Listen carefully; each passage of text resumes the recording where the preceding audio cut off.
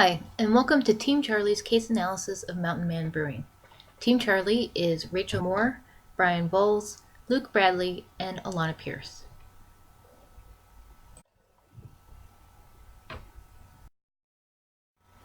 Mountain Man Brewing was started in the New River Coal region of West Virginia in 1925. Mountain Man Brewing Company's lager had held the top market position among lagers in West Virginia since 1955. Mountain Man Brewing Company was a family-owned business, and it built its success on one product, the Mountain Man Lager. Mountain Man Lager was based on an old family brew recipe that used a meticulous selection of rare Bavarian hops and unusual strains of barley. This produced a flavorful, bitter-tasting beer. Mountain Man Lager was being sold primarily in the eastern central region of the U.S., defined as Illinois, Indiana, Michigan, Ohio, and West Virginia. In 2005, the company had revenues of $50 million per year through distribution of 520,000 barrels of Mountain Man Lager.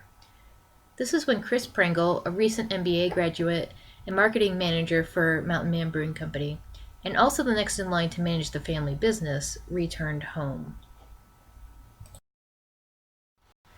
What Chris found was that Mountain Man Brewing was experiencing an annual 2% decline rate in sales.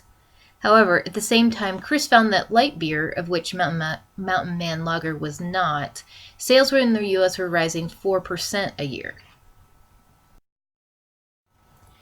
As you can see here, at this time in 2005, light beer handily controlled the market at 50% of sales.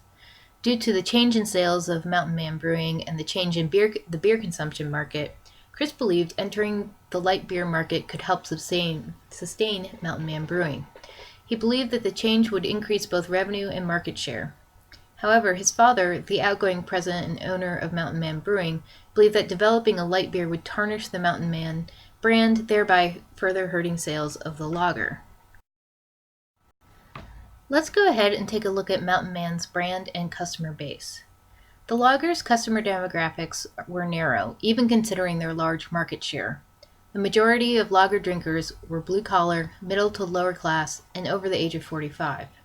In fact, 81% of drinkers identified as male, 32% were between the ages of 35 and 44, and 47% regularly made under $50,000 per year.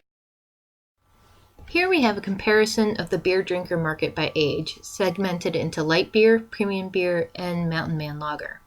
The first thing to note is the heavy dependence that Mountain Man beer brewing has on drinkers between ages 45 and 64. 51% of Mountain Man Brewing's sales come from people within this age range, and this is compared to a much more even age distribution of domestic light beer and domestic premium beer drinkers. Another important factor in Mountain Man's market share is the small percentage of sales coming from the first-time drinker demographic. They have 2%, the red arrow, compared to 9 and 8% for the domestic light beer and domestic premium beer, respectively. Essentially, Mountain Man Brewing's loyal customers were aging and were being replaced by the growing first-time drinker demographic.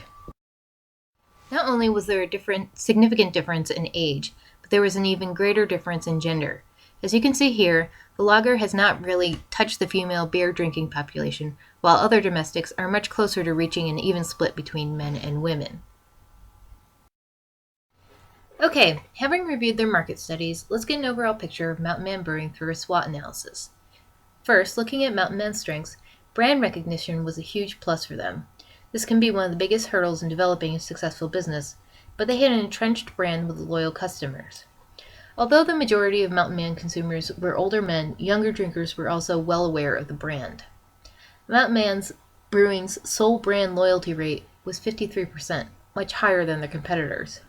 Customers liked the reputation of a local, independently owned beer company that was also in their price range. Grassroots marketing, as opposed to traditional advertising like TV and radio commercials, was much more effective within the eastern central states, and Mountain Man already had a great grassroots marketing foundation. Instead of depending on distributors to market their product in off-premise locations, Mountain Man Brewing established its own sales force to promote off-premise locations, thereby creating stronger relationships with these vendors and garnering benefits such as shelf space in supermarkets. While Mountain Man Brewing had a strong brand, The brand unfortunately speaks to a narrow demographic, as we pointed out earlier. Younger people tend to think of it as a baby boomer's drink with a strong taste. Mountain Man's Lager has a strong, unique flavor that doesn't necessarily appeal across demographics, especially first-time drinkers. In addition, Mountain Man Brewing focuses on the eastern central region of the U.S. as their market. However, this region only makes up about 18% of beer sales around the country. Now that we've looked at the internal strengths and weaknesses, let's look at the external threats and opportunities.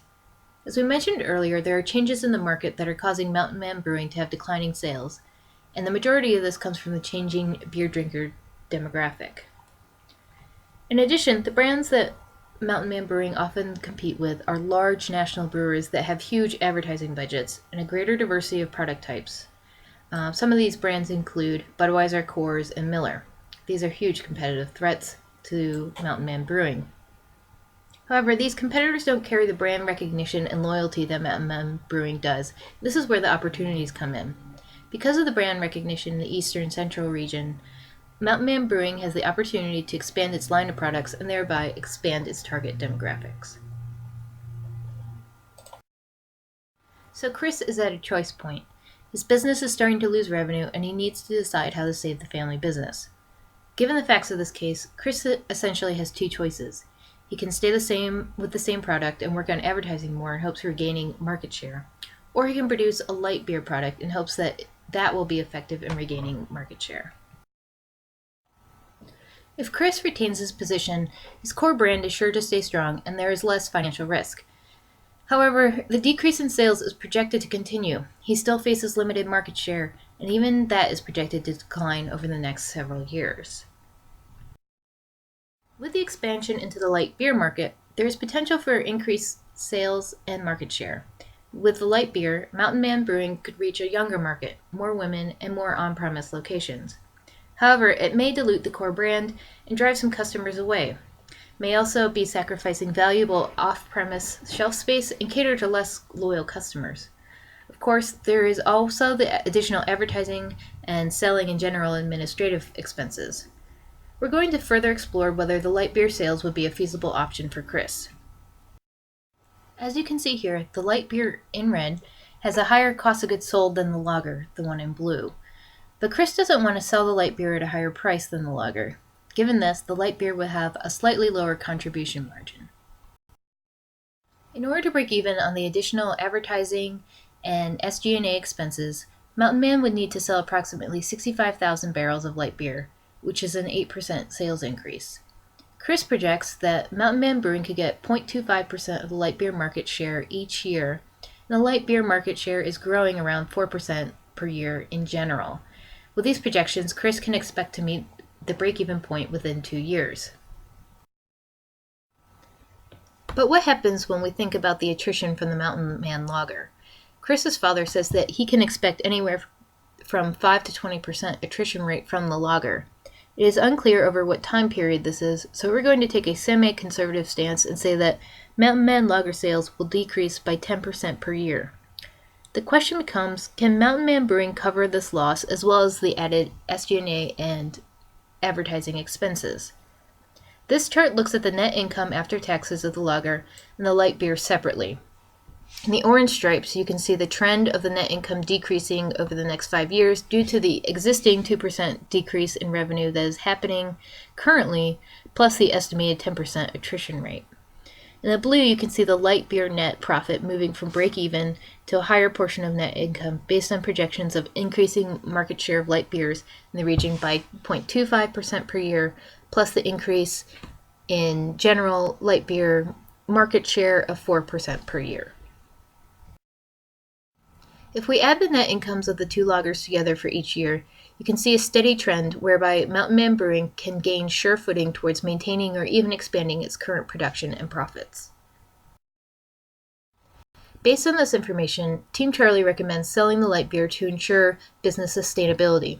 Specifically, we recommend to increase market share and maintain sales at least to the 2005 level to prevent further decline, and we want to offset as much as possible the negative effects of diversifying, specifically keeping the brand intact as much as possible.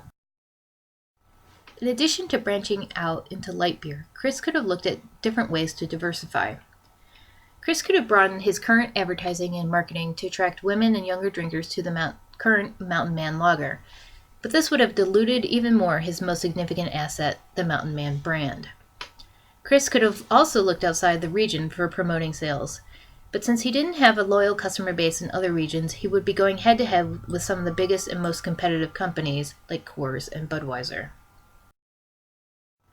In order to retain the benefits of the Mountain Man Brewing brand and image, Team Charlie suggests that Mountain Man Brewing design the light beer with the essential elements and colors of the lager brand, and just add the word light to it, like the brands pictured here.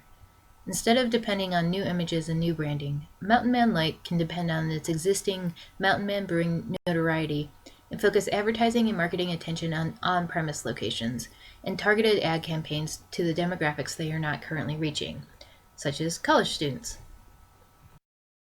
Thank you for your time, and this is Team Charlie signing off.